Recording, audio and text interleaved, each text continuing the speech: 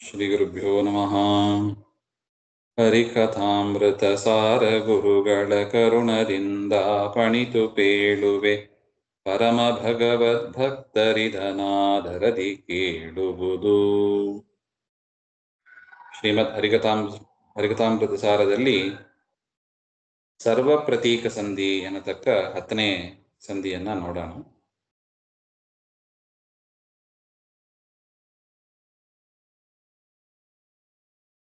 ಆವ ಪರಬೊಮ್ಮನದಿ ವಿಮಲಾಂ ಗವಭದ್ದರು ಎಂದೆಣಿ ಪರಾಜೀವ ಭವ ಮೊದಲಾದ ಮರರನು ದಿನದಿ ಹರಿಪದವ ಸೇವಿ ಪರಿಗನುಕೂಲರಲ್ಲದೆ ತಾವು ಇವರನ್ನು ಕೆಡಿಸಬಲ್ಲರೆ. ಶ್ರೀ ವಿಲಾಸಾಸ್ಪದನ ದಾಸರಿ ಗುಂಟೆ ಅಪಜಯವು.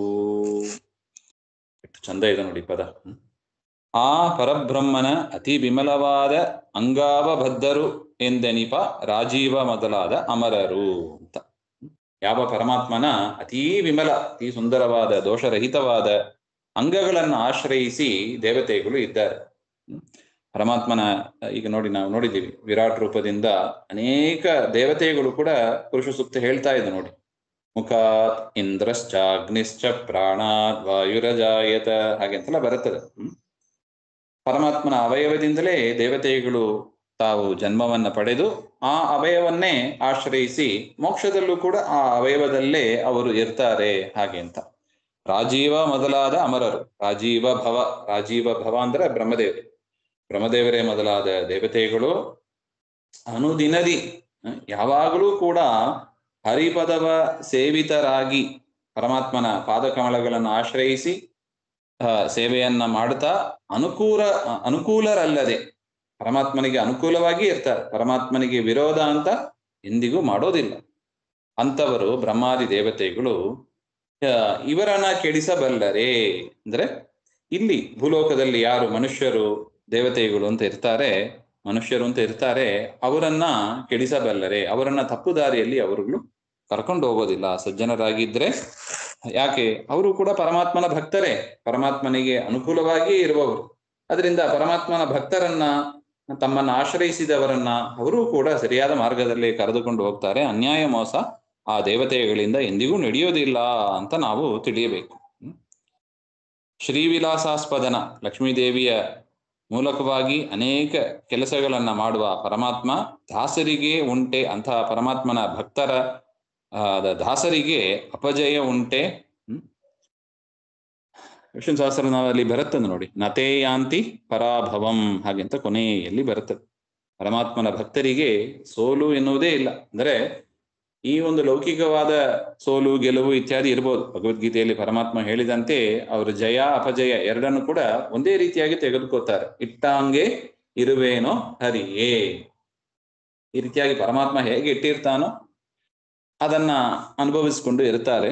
ಆದರೆ ಅವರಿಗೆ ಧರ್ಮ ಮಾರ್ಗದಲ್ಲಿ ನಡೆಯುವುದರಿಂದ ಅವರಿಗೆ ಸೋಲು ಎನ್ನತಕ್ಕದ್ದೇ ಇರೋದಿಲ್ಲ. ತಾವೇನ್ ಬಯಸ್ತಾರೋ ಪರಮಾತ್ಮನ ಅನುಗ್ರಹದಿಂದ ಅದನ್ನ ಪಡೀತಾರೆ. ಒಳ್ಳೆಯದನ್ನೇ ಬಯಸ್ತಾರೆ, ಪರಮಾತ್ಮನ ಅನುಗ್ರಹದಿಂದ ಅದನ್ನ ಪಡೀತಾರೆ. ಶ್ರೀಥನಂಗ್ರಿ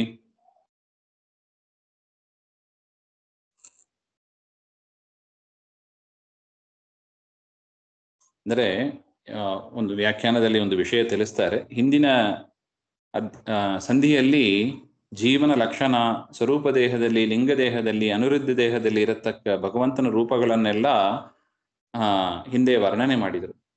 ಈ ಸಂಧಿಯಲ್ಲಿ ಅಂದ್ರೆ ಸರ್ವ ಪ್ರತೀಕ ಸಂಧಿಯಲ್ಲಿ ಪರಮಾತ್ಮ ಯಾವ ಸ್ಥಾನದಲ್ಲಿ ಯಾವ ರೀತಿಯಾಗಿ ಇರ್ತಾನೆ, ಅವನನ್ನು ಹೇಗೆ ಚಿಂತನೆ ಮಾಡಬೇಕು ಎನ್ನುವ ಒಂದು ವಿಷಯವನ್ನ ತಿಳಿಸಿಕೊಡ್ತಾ ಇದ್ದಾರೆ. ಅಂದರೆ ಎಲ್ಲವೂ ಕೂಡ ಏನಾಗಿದೆ, ಪರಮಾತ್ಮನ ಪ್ರತೀಕ ಸ್ಥಾನ ಆಗಿದೆ. ಪ್ರತೀಕ ಅಂದ್ರೆ ಪ್ರತಿಮೆ ಅಂತ ಅರ್ಥ.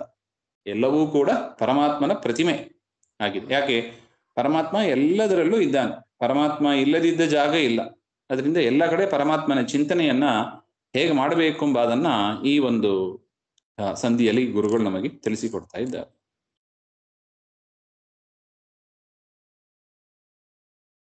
ಇದರ ಮೇಲೆ ಒಂದು ಸಂಶಯ ಬರಬಹುದು, ವ್ಯಾಖ್ಯಾನಕಾರರು ಅದನ್ನು ತಿಳಿಸ್ತಾರೆ. ಇಲ್ಲ, ಪಾಂಡವರಿಗೆ ಆ ಪರಮಾತ್ಮನ ಕೃಷ್ಣನನ್ನ ನಂಬಿ ಇದ್ರು ಅವರು. ಆದರೆ ಅವರು ಹೆಚ್ಚು ಹೆಚ್ಚು ದಿವಸ ಕಾಡಿನಲ್ಲೇ ಇದ್ದರಲ್ವಾ, ಹಾಗೆ ಅಂತೆಲ್ಲ ನಮಗೆ ಪ್ರಶ್ನೆ ಬರುತ್ತದೆ. ಪರಮಾತ್ಮನ ನಂಬಿ ಇದ್ದರು. ಪಾಂಡವಾಹ ಮಮ ಬಾಂಧವಾಹ ಅಂತ ಶ್ರೀನಿವಾಸ ಕಲ್ಯಾಣದಲ್ಲೂ ಬರುತ್ತದೆ. ಮಮ ಪ್ರಾಣಾಹಿ ಪಾಂಡವಾಹ ಅಂತ ಭಗವದ್ಗೀತೆಯಲ್ಲೂ ಸ್ವಾಮಿ ಹೇಳ್ಕೊಂಡಿದ್ದಾನೆ. ಹಾಗಿರುವಾಗ ಪಾಂಡವರಿಗೆ ಅಷ್ಟೆಲ್ಲ ದುಃಖ ಯಾಕೆ ಪಡಬೇಕಾಗಿತ್ತು ದುರ್ಯೋಧನಾದಿಗಳಿಂದ? ಕೇಳಿದ್ರೆ ಪರಮಾತ್ಮನ ಭಕ್ತರಿಗೆ ಸೋಲೆ ಇಲ್ಲ ಅಂತ ಹೇಳ್ತಾರೆ. ಎಷ್ಟು ದುಃಖ ಪಟ್ಟಿದ್ದಾರೆ ಪಾಂಡವರು ಹಾಗೆ ಅಂತ. ಅದಕ್ಕೆ ತೇಷಾಂ ದುಃಖಾಧಿಕಂ ಕಿಂಚಿತ್ ಅಸುರಾವೇಶತೋ ಭವೇತ್ ಅಂತ ಭಾಗವತ ತಾತ್ಪರ್ಯದಲ್ಲಿ ಹೇಳಿದಂತೆ, ಅವರಿಗೆ ದುಃಖ ಅಂತ ಸಾಮಾನ್ಯ ಅನಿಸೋದೇ ಇಲ್ಲ. ಅನಿಸಿದ್ರು ಕೂಡ ಅದು ಅಸುರಾವೇಶದಿಂದ ಹೊರತು ಅದು ಅವ್ರದ್ದು ಸ್ವಾಭಾವಿಕವಾದ ಗುಣ ಅಲ್ಲ. ಅದರಿಂದ ಅವರಿಗೆ ಬಂದ ದುಃಖವನ್ನ ದೈತ್ಯರೇ ಅನುಭವಿಸ್ತಾರೆ. ಅದರಿಂದ ಪಾಂಡವರಿಗೆ ಸುಖವಾಗಿಯೇ ಇದ್ರು. ನೋಡಿ, ಕಾಡಿನಲ್ಲಿ ಇದ್ರೂ ಕೂಡ ಸುಮಾರು ಒಂದಿಷ್ಟು ಅನ್ನದಾನವನ್ನ ಮಾಡಿ ಒಂದಿಷ್ಟು ಬಂಗಾರಗಳ ದಾನವನ್ನ ಋಷಿಗಳಿಗೆ ಮಾಡ್ತಾ ಇದ್ರು ಅಂತ ಕೇಳಿ ಬರ್ತಾ ಇದೆ. ಅದರಿಂದ ಮೇಲ್ನೋಟಕ್ಕೆ ನಮಗೆ ಅವರು ದುಃಖ ಅನುಭವಿಸುವುದಂತ ಅನಿಸ್ಬಹುದು, ಆದರೆ ವಾಸ್ತವಿಕದಲ್ಲಿ ಅವರಿಗೆ ದುಃಖ ಇಲ್ಲ. ದುಃಖ ಇದ್ರೂ ಕೂಡ ಅಸುರಾವೇಶದಿಂದ ಅಂತ ನಾವು ತಿಳಿಯಬೇಕು ಅಂತ ಇಷ್ಟು ವಿಚಾರವನ್ನ ಹೇಳ್ತಾ ಇದ್ದಾರೆ. ಎರಡನೇ ಪದ್ಯದ ಮೂಲ.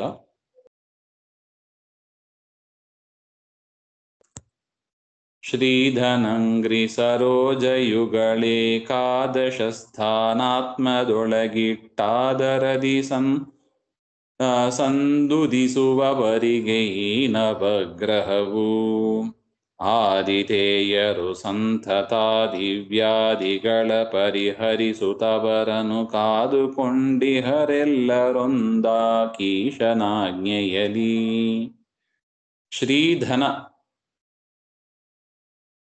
ಅಂದರೆ ಜ್ಞಾನ ಎನ್ನುವ ಐಶ್ವರ್ಯ ಅದನ್ನ ಕೊಡುವ ಪರಮಾತ್ಮನ ಅಂಗ್ರಿ ಸರೋಜ ಯುಗಳ. ಸರೋಜ ಯುಗಳ ಅಂದ್ರೆ ಕಮಲ, ಎರಡು ಕಮಲ. ಯಾವುದು? ಅಂಗ್ರಿ, ಪಾದ ಎನ್ನತಕ್ಕ ಎರಡು ಕಮಲ. ಅಂಗ್ರಿ ಸರೋಜ ಯುಗಳ. ಅದು ಏಕಾದಶ ಸ್ಥಾನ ಆತ್ಮದೊಳಗೆ ಇಟ್ಟು, ಇಂದ್ರಿಯಗಳು 11 ಇಂದ್ರಿಯಗಳು, 5 ಜ್ಞಾನೇಂದ್ರಿಯ, 5 ಕರ್ಮೇಂದ್ರಿಯ, 11ನೇದು ಮನಸ್ಸು ಅಂತ. ಅದರಿಂದ ಇಂದ್ರಿಯಗಳಲ್ಲಿ ಏಕಾದಶ ಸ್ಥಾನ ಯಾರಿಗೆ? ಮನಸ್ಸಿಗೆ ಅಂತ. ಆ ಪರಮಾತ್ಮನ ಪಾದದಲ್ಲಿ ಏಕಾದಶ ಸ್ಥಾನವಾದ ಆತ್ಮ ಮನಸ್ಸನ್ನ ಆ ಪರಮಾತ್ಮನ ಪಾದದಲ್ಲಿ ಇಟ್ಟು ಅಂತ ಅರ್ಥ. ಆದರದಿ ಸಂತುತಿಸುವ ಭಕ್ತರಿಗೆ, ಪರಮಾತ್ಮನಲ್ಲಿ ಮನಸ್ಸು ಇಟ್ಟು ಸ್ತೋತ್ರ ಮಾಡತಕ್ಕ ಭಕ್ತರಿಗೆ ಈ ನವಗ್ರಹವು ಆದಿತೇಯರು ಎಲ್ಲರೊಂದಾಗಿ, ನವಗ್ರಹ ಅಂತ ಕರೆಯಲ್ಪಡುವವ ಈ ಸೂರ್ಯ ಚಂದ್ರ ಮೊದಲಾದ ನವಗ್ರಹ ದೇವತೆಗಳು, ತತ್ವಾಭಿಮಾನಿ ದೇವತೆಗಳು, ಇವರೆಲ್ಲರೂ ಕೂಡ ಒಂದಾಗಿ ಅಂದ್ರೆ ಒಂದೇ ಮನಸ್ಸಿನಿಂದ ಈಶನ ಆಜ್ಞೆಯಲ್ಲಿ, ಪರಮಾತ್ಮನ ಆಜ್ಞೆಯಂತೆ ಸಂತತ ಆದಿವ್ಯಾಧಿಗಳ ಪರಿಹರಿಸುತ್ತಾ, ಯಾವಾಗಲೂ ಆದಿ ಅಂದ್ರೆ ಮನಸ್ಸಿನಲ್ಲಿ ಬರತಕ್ಕ ರೋಗ, ವ್ಯಾಧಿ ಅಂದ್ರೆ ದೇಹದಲ್ಲಿ ಬರತಕ್ಕ ರೋಗ, ಆದಿ ವ್ಯಾಧಿಗಳನ್ನ ಪರಿಹಾರ ಮಾಡಿ ಅವರನ್ನು ಕಾದುಕೊಂಡಿಹರು. ಪರಮಾತ್ಮನ ಭಕ್ತರನ್ನ ಕಾದುಕೊಂಡಿದ್ದಾರೆ, ರಕ್ಷಣೆ ಮಾಡ್ತಾ ಇದ್ದಾರೆ. ಅದರಿಂದ ಈ ನವಗ್ರಹಗಳು, ದೇವತೆಗಳು ಇವರನ್ನೆಲ್ಲ ಏನು ಅಂತ ಚಿಂತನೆ ಮಾಡಬೇಕು, ಅವರೆನ್ನೋ ಶತ್ರುಗಳು ಅಂತ ಭಾವಿಸಬಾರದು ನಾವು. ಪರಮಾತ್ಮನ ಪ್ರತೀಕ, ನಮ್ಮನ್ನ ರಕ್ಷಣೆ ಮಾಡೋದಕ್ಕೆ ಇದ್ದಾರಂತೆ. ತುಂಬಾ ಜನ ಶನಿದೇವರ ಬಗ್ಗೆ ತಪ್ಪಾಗಿ ತಿಳಿಯೋದುಂಟು. ಶನಿ ಕಾಟ, ಸಾಡೆ ಸಾತ್ ಅಂತ ಹೇಳಿ ಶನಿಕಾಲ ಬಂತೋಯ್ತು ಹಾಗೆಂದ ಬೈಯುವಾಗಲೂ ಕೂಡ ಬೈಯೋದುಂಟು. ಶನಿ ಇದ್ದಂಗಿದ್ಯಲ್ಲೋ ಹಾಗೆ ಅಂತ.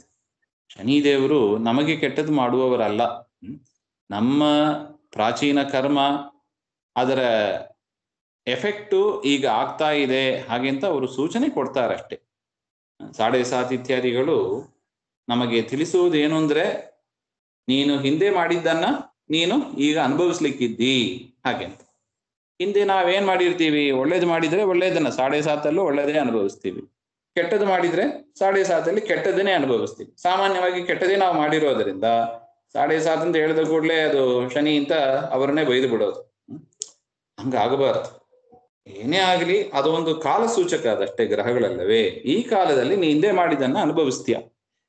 ಅದಕ್ಕೆ ಅವ್ರೇನ್ ಮಾಡೋರು, ನಾವು ಮಾಡದೇ ಇದ್ದ ತಪ್ಪಿಗೆ ನಮಗೆ ಶಿಕ್ಷೆ ಆದರೆ ಅನ್ಯಾಯ ಅಂತ ಹೇಳ್ಬೋದು. ಈ ಜನ್ಮದಲ್ಲೋ ಹಿಂದಿನ ಜನ್ಮದಲ್ಲೋ ನಾವೇ ಮಾಡಿದ್ದು ಅದರ ಒಂದು ಎಫೆಕ್ಟ್ ಅನ್ನು ನಾವು ಅನುಭವಿಸುವಾಗ ಬೇರೆಯವರನ್ನ ಬೈದು ಏನು ಉಪಯೋಗ? ಮತ್ತೆ ದೇವತೆಗಳು ಮಾಡೋದೇನು? ನವಗ್ರಹ ಅದರ ಸೂಚನೆ ಮಾಡ್ತಾ ಇದ್ದಾರೆ ಅಷ್ಟೇ. ಈ ಕಾಲದಲ್ಲಿ ಈ ತೊಂದರೆಗಳು ಹಿಂದೆ ಮಾಡಿರ್ತಕ್ಕಂತೆ ಬರಬಹುದು ಹಾಗೆ ಅಂತ ಅವರು ಸೂಚನೆ ಮಾಡ್ತಾರೆ ಹೊರತು ನಮ್ಮ ದುಃಖಕ್ಕೆ ಅವರೇ ಮೂಲ ಕಾರಣ ಅಂತ ತಿಳಿಯಬಾರ್ದು. ಅವರು ಕಾಲ ಸೂಚಕರು ಅಷ್ಟೇ. ಜ್ಯೋತಿಷ ಕಾಲ ಸೂಚಕ ಅಷ್ಟೇ. ಅದರಿಂದ ಪರಮಾತ್ಮನ ಭಕ್ತರು ಯಾರಿದ್ದಾರೆ ದಾಸರು ಅದನ್ನು ಹೇಳ್ತಾರೆ ನೋಡಿ, ಸಕಲ ಗ್ರಹ ಬಲ ನೀನೆ ಸರಸಿಜಾಕ್ಷ ಹಾಗೆ ಅಂತ. ಅದರಿಂದ ಯಾರು ಪರಮಾತ್ಮನಲ್ಲಿ ಮನಸ್ಸಿಟ್ಟಿರ್ತಾರೋ ಅವರಿಗೆ ಗ್ರಹ ದೋಷಗಳು ಏನು ಮಾಡೋದಿಲ್ಲ. ನೋಡಿ, ಏಕಾದಶಿಯನ್ನ ಮಾಡಿದರೆ ನವಗ್ರಹ ದೋಷ ಬರೋದಿಲ್ಲ ಅಂತ ಹೇಳ್ತಾ ಇದ್ದಾರೆ. ಯಾಕೆ? ಪರಮಾತ್ಮನ ಭಕ್ತರಾಗಿ ಇರ್ತಾರೆ, ತಾವೇ ಸೆಲ್ಫ್ ಡಿಕ್ಲೇರ್ ಮಾಡ್ಕೊಂಡ್ಬಿಡ್ತಾರೆ, ಸೆಲ್ಫ್ ಸರೆಂಡರ್ ಆಗಿದ್ದಾರೆ ಏಕಾದಶಿ ಮಾಡಿ. ದೊಡ್ಡ ಒಂದು ತಾವೇ ತನಗೆ ಶಿಕ್ಷೆ ಕೊಟ್ಟುಕೊಂಡಂದೆ, ಊಟ ಇಲ್ಲ ನೀರಿಲ್ಲ ಸ್ವಾಮಿ ನಿನ್ನನ್ನೇ ಆಶ್ರಯಿಸಿದ್ದೇನೆ ಅಂತ ಮನಸ್ಸಿನಲ್ಲಿ ಒಂದು ದೃಢ ಸಂಕಲ್ಪ ಮಾಡಿ ದೇವರ ಸ್ಮರಣೆ ಮಾಡ್ತಾ ಇರ್ತಾರೆ. ಈ ರೀತಿಯಾಗಿ ಸೆಲ್ಫ್ ಸರೆಂಡರ್ ಆದ್ದರಿಂದ ಪರಮಾತ್ಮ ಅವರನ್ನ ಹಿಂಸೆ ಮಾಡೋದಿಲ್ಲ. ಭಕ್ತರು ಹಾಗೆ ಇರ್ತಾರೆ, ಏಕಾದಶಿ ಮಾಡ್ತಾರೆ, ಚಾತುರ್ಮಾಸ್ಯ ಮಾಡ್ತಾರೆ, ಪ್ರಾತಃ ಸ್ನಾನಾದಿಗಳನ್ನ ಮಾಡ್ತಾರೆ, ತೀರ್ಥಕ್ಷೇತ್ರಕ್ಕೆ ಹೋಗ್ತಾರೆ, ನದಿ ಸ್ನಾನ ಇತ್ಯಾದಿಗಳನ್ನ ಸತ್ಕರ್ಮಗಳನ್ನ ಮಾಡ್ತಾರೆ. ಅದೊಂದು ರೀತಿಯಾದ ಸೆಲ್ಫ್ ಸರೆಂಡರ್ ಇದ್ದ ಹಾಗೆ. ಬೇರೆ ಕೆಲಸ ಮಾಡಬಹುದಾಯ್ತು, ಪಾಪ ಸಂಪಾದನೆ ಆಗ್ತದೆ ಅಂತ ಅವರು ಅದನ್ನೆಲ್ಲ ಬಿಟ್ಟು ದೇವರ ಅನುಗ್ರಹಕ್ಕಾಗಿ ಇದನ್ನ ಮಾಡುವುದರಿಂದ ಪರಮಾತ್ಮ ಅವರ ಮೇಲೆ ಅನುಗ್ರಹವನ್ನೇ ಮಾಡ್ತಾನೆ ಹೊರತು ಅದು ಇನ್ನೇನು ಕೆಡುಕು ಆಗೋದಿಲ್ಲ ಅಂತ. ಮೇಧಿನಿಯ ಮೇರುಳ್ಳ ಗೋಷ್ಪಾದೋದಕಗಳೆಲ್ಲ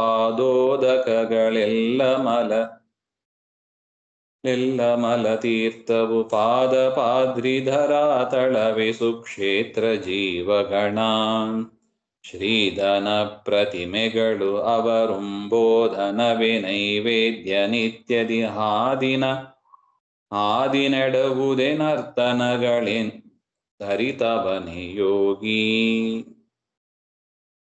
ಮೇಧಿನಿಯ ಮೇಲುಳ್ಳ ಗೋಷ್ಪಾದೋದಕಗಳೆಲ್ಲ ಅಮಲ ತೀರ್ಥವು.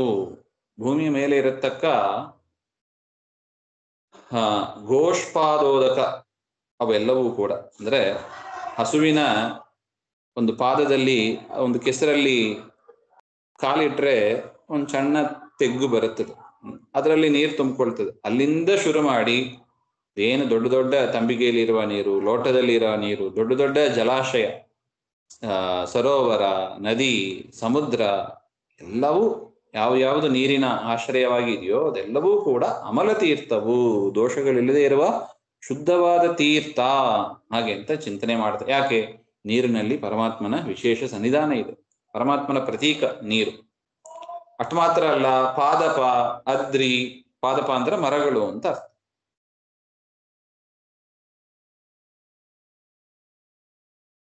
ಅದ್ರಿ ಅಂದ್ರೆ ಬೆಟ್ಟ, ವೆಂಕಟಾದ್ರಿ ಅಂತ ಹೇಳ್ತೀವಿ ನೋಡಿ, ವೆಂಕಟಾಚಲ ಅಂತ. ಧರಾತಲವೇ ಸುಕ್ಷೇತ್ರ, ಮರಗಳು, ಭೂಮಿಗಳು, ಮರಗಳು, ಬೆಟ್ಟಗಳು, ಇದು ಧರಾತಲ ಭೂಮಿ, ಇದೆಲ್ಲವೂ ಕೂಡ ಪರಮಾತ್ಮನ ಉತ್ತಮವಾದ ಕ್ಷೇತ್ರ.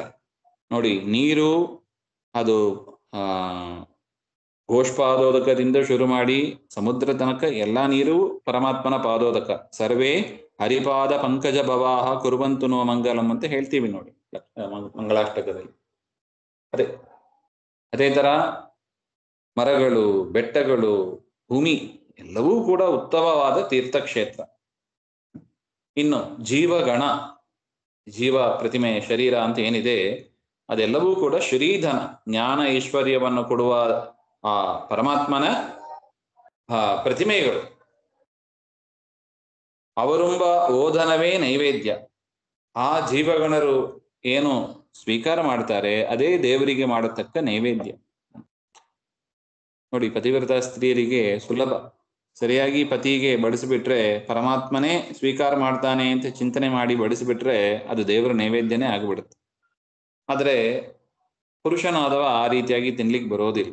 ಪುರುಷನಾದವ ಸಾಲಿಗ್ರಾಮದಲ್ಲಿ ದೇವರಿಗೆ ನೈವೇದ್ಯ ಮಾಡಿ, ವೈಶ್ವದೇವಾದಿಗಳನ್ನ ಮಾಡಿ, ಅತಿಥಿಗಳಿಗೆ ಕೊಟ್ಟು, ಮನೆಯಲ್ಲಿ ಹಿರಿಯರಿಗೆ ಕೊಟ್ಟು, ತದನಂತರ ತಾನು ಭೋಜನ ಮಾಡಬೇಕು. ಯಾಕೆ? ಪರಮಾತ್ಮನ ಪ್ರತೀಕ ಇಷ್ಟೆಲ್ಲ ಇದೆ, ಸಾಲಿಗ್ರಾಮದಲ್ಲಿ ಇದೆ, ಅಗ್ನಿಯಲ್ಲಿ ಇದೆ, ಗೋವಿನಲ್ಲಿ ಇದೆ, ಅತಿಥಿಗಳಲ್ಲಿ ಇದೆ. ಇದರಿಂದ ಎಲ್ಲರಲ್ಲೂ ಪರಮಾತ್ಮನನ್ನು ಕಾಣಬೇಕು. ಇದೆಲ್ಲವೂ ಪರಮಾತ್ಮನ ಛಲಪ್ರತಿಮೆ ಅಂತ. ಛಲಪ್ರತಿಮೆ ಸ್ತ್ರೀಯರಿಗೆ ಸುಲಭ ಆಯ್ತು ನೋಡಿ, ಪತಿಗೆ ಬಡಿಸಿಬಿಟ್ಟು ಮಾಡಿದರೆ ಇಷ್ಟು ದೀರ್ಘ ಚಿಂತನೆ ಅವರಿಗೆ ಇಲ್ಲ. ಬೇಡ ಅಂತ, ಪತಿಯಲ್ಲಿ ಸೇವೆ ಮಾಡ್ಕೊಂಡಿದ್ರೆ ಸಾಕು, ಹಾಗೆ ಅಂತ ಅದರ ಅಭಿಪ್ರಾಯ. ಅವರು ಉಣ್ಣುವ ಊಟವೇ, ಅಂದ್ರೆ ಜೀವರಾಶಿಗಳು ಉಣ್ಣುವ ಊಟವೇ ಪರಮಾತ್ಮನಿಗೆ ಬಡಿಸುವ ನೈವೇದ್ಯ. ಎಷ್ಟು ಸುಲಭದ ಉಪ ಸಾಧನೆಯ ಮಾರ್ಗ ನೋಡಿ.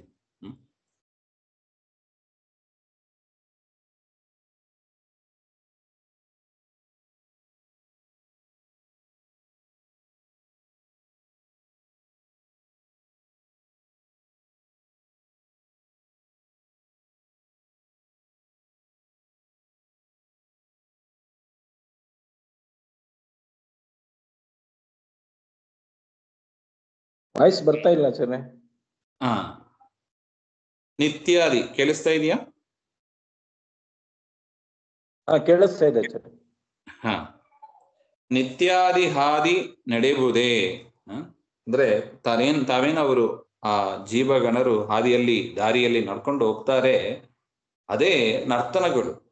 ಅದು ಜೀವರು ಮಾಡುವ ನರ್ತನ. ಪರಮಾತ್ಮನ ಮುಂದೆ ಅವರು ನರ್ತನ ಮಾಡ್ತಾ ಇದ್ದಾರೆ. ಈ ರೀತಿಯಾಗಿ ಅರಿತವನೇ ಯೋಗಿ. ಈ ರೀತಿಯಾಗಿ ಯಾರು ತಿಳಿದಿರ್ತಾರೋ ಅವರನ್ನೇ ಯೋಗಿ ಅಂತ ಕರೀತಾರೆ. ನೋಡಿ, ಭಗವದ್ಗೀತೆಯಲ್ಲಿ ಬರುತ್ತದೆ, ಯೋಗಿ ಆಗಬೇಕು. ಯೋಗ ಕರ್ಮಸು ಕೌಶಲಂ. ಅದನ್ನ ಹೇಗೆ ಮಾಡಬೇಕು, ಪರಮಾತ್ಮನ ಚಿಂತನೆಯನ್ನು ಹೇಗೆ ಮಾಡಬೇಕು ಎಂಬ ಉಪಾಯವನ್ನ ಒಂದು ರೀತಿಯಾಗಿ ಭಗವದ್ಗೀತೆಯ ವ್ಯಾಖ್ಯಾನ ಇದು. ಪರಮಾತ್ಮನ ಸ್ಮರಣೆಯನ್ನು ಹೇಗೆ ತಂದುಕೋಬೇಕು ಹಾಗೆಂಬುದನ್ನ ಇಲ್ಲಿ ಗುರುಗಳು ಸ್ಪಷ್ಟ ಹೇಳ್ತಾ ಇದ್ದಾರೆ. ಮೊದಲು ಪಂಚಭೂತಗಳಲ್ಲಿ ದೇವರನ್ನ ಕಾಣಬೇಕು. ಪೃಥ್ವಿ, ತೇಜಸ್ಸು, ವಾಯು, ಆಕಾಶ ಎಲ್ಲದರಲ್ಲೂ ಕೂಡ ನಾವು ದೇವರನ್ನ ಕಾಣಬೇಕು. ತದನಂತರ ಜೀವಗಣ, ಸುತ್ತಮುತ್ತ ಇರುವ ಜೀವಗಣ, ಅಕ್ಕದ ಪಕ್ಕದ ಮನೆಯವರು ಇರಬಹುದು, ಅಕ್ಕಪಕ್ಕ ಕೆಲಸ ಮಾಡುವವರು ಇರಬಹುದು, ಅಕ್ಕಪಕ್ಕ ಓದುವ ಹುಡುಗರು ಇರಬಹುದು. ಯಾರೇ ಆಗಲಿ ಅವರಲ್ಲಿ ಪರಮಾತ್ಮ ಇದ್ದೇ ಇದ್ದಾನೆ. ಹಿಂದಿನ ಅಧ್ಯಾಯದಲ್ಲಿ, ಹಿಂದಿನ ಸಂಧಿಯಲ್ಲಿ ಹೇಳಿದ್ದಾರೆ, ಮೂಲೇಶ ಪ್ರಾಣೇಶ, ಮೂಲೇಶ ಪ್ರಾದೇಶ ಹಂಗಂತೆಲ್ಲ ಹೇಳಿದ್ದಾರೆ. ಈ ರೀತಿಯಾಗಿ ಆ ಪರಮಾತ್ಮನನ್ನ ಎಲ್ಲ ಕಡೆ ಯಾರು ಚಿಂತನೆ ಮಾಡ್ತಾರೆ ಅವರೇ ಯೋಗಿಗಳು. ಅವರು ಉಣ್ಣುವ ಊಟವೇ ದೇವರಿಗೆ ಸಮರ್ಪಣೆ ಮಾಡುವ ನೈವೇದ್ಯ. ಅವರು ನಡೆಯುವುದೇ ಪರಮಾತ್ಮನಿಗೆ ಮಾಡುವ ನರ್ತನ. ಹಾಗೆಂದು ಚಿಂತನೆ ಮಾಡಿದರೆ ದೇವರನ್ನ ಹೇಗೆ ಮರೀಲಿಕ್ಕಾಗ್ತದೆ? ಇದು ದಾಸರು ಕೊಡುವ ಒಂದು ಉಪಾಯ. ಮುಂದಿನ ವಿಚಾರ ಮತ್ತೆ ನೋಡೋಣ. ಶ್ರೀಮಧ್ವಾಂತರ್ಗತ ಶ್ರೀಕೃಷ್ಣ ಅರ್ಪಣಮಸ್ತು. ಶ್ರೀ ಹರೇ ನಮಃ.